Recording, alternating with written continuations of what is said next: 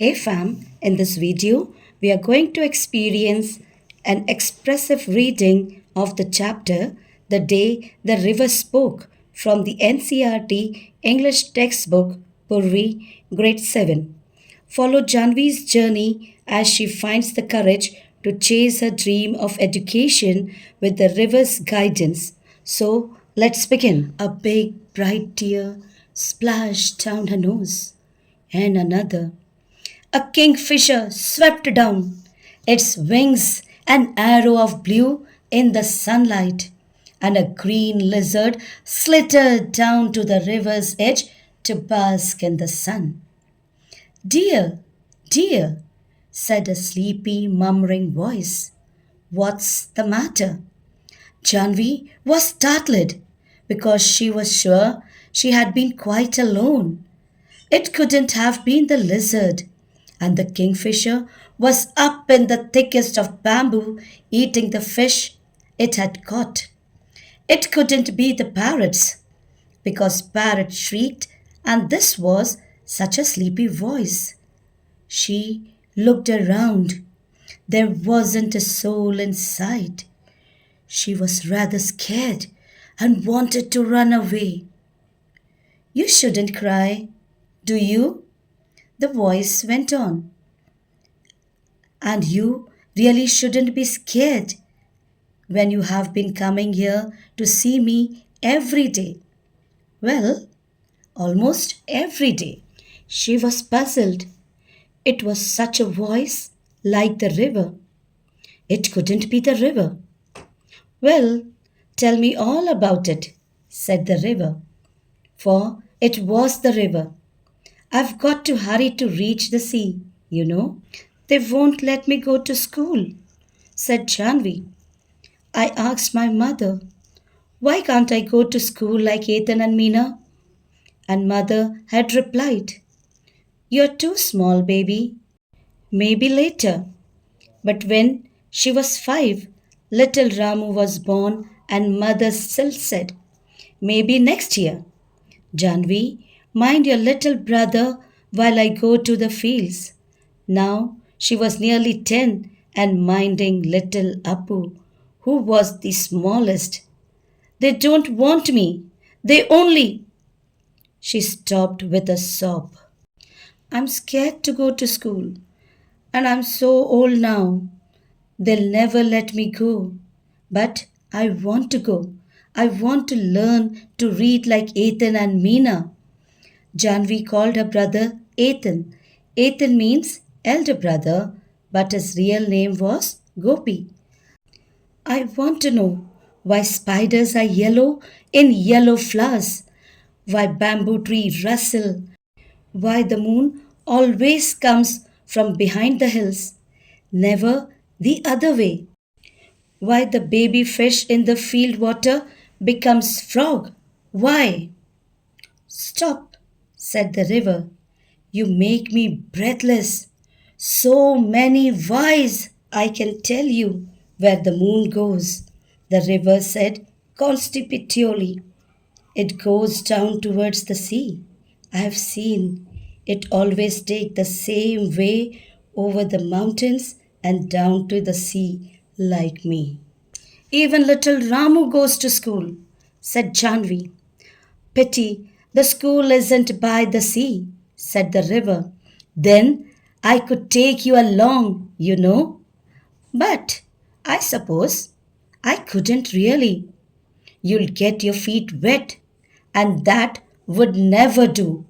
I'm afraid there's only one thing you can do. Can I do something? Asked Janvi. Well, it's up to you, said the river. Seems to me little girls can do as much as little boys. They swim as fast as little boys. You just slip along one morning and sit there in the school and listen to what's going on, and maybe the teacher will let you stay. I couldn't, gasped Janvi. I couldn't. They'll scare me. They'll chase me out. The river laughed. You, scared? The river said, when you are not afraid of the green lizard, or of the snake in the bamboo clump, or the big trains rattling past that bridge. Trains are noisy. I prefer ships, said the river. Janvi never knew the snake lived in the bamboo clump. What are ships? She asked. Big boats, said the river. So big that they can take thousands of people, and they sail along the sea with lights that shine all night. Janvi held her breath. Will they come here? She asked. I'm afraid not, said the river. Too large, you know. Chandu's catamaran is good enough for me. Chandu can take you to see a ship someday. They'll never let me, wailed Janvi. Try going to school first, said the river. Remember, it's up to you. Janvi gathered courage. The next day, she reached the school, panting and out of breath, and stood by the door, listening while the teacher read out the lesson. It was a story about a prince called Ashoka who became a great king. Little Apu had fallen asleep on her shoulder. She crept nearer and nearer till she was in the back row, squatting with the others on the earthen floor. Little Apu made no noise and she listened. Where did you spring from, little girl? Asked the teacher. And what is your name? You are new in my class. She's Gopi's sister. Gopi is in the next class, said one of the boys. It's Janvi, said another. So, you are Gopi's little sister. Nice lad, Gopi. If you really want to come to school, Janvi, the teacher had said, we'll talk to your father about it.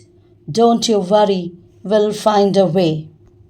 Janvi saw the teacher walking up the steps to their gate the next evening when she was lighting the lamp. She could see her father scratching his cheeks the way he did when he was worried, and the teacher was nodding and saying something she couldn't make out. And mother said, Little Janvi, I shall miss you when you go to school. Girls should learn as much as they want. When I was your age, I wanted to go to school, but your grandmother said no. But now I'm glad the teacher came to talk to your father. And Janvi said, Mother, when I grow up, I'll be a teacher and I'll go from house to house in our village and ask all the little girls to come to my school and I'll teach them all that I'm going to learn. And she went down the path between the fields the next morning before school began to meet the river. I did it, she told the river. I was scared, but I did it, and they are letting me go. I'm going to learn to write my name and do sums and find out why our little fishes in the rice fields turn into frogs. She heard the river's sleepy chuckle. Come again, little girl, and I'll tell you all about the ships that sail the sea. The author of this chapter is Kamla Nair, and it is adapted from an extract from The Day the River Spoke. If you like my videos, do like, comment, share, and subscribe. Thanks for watching.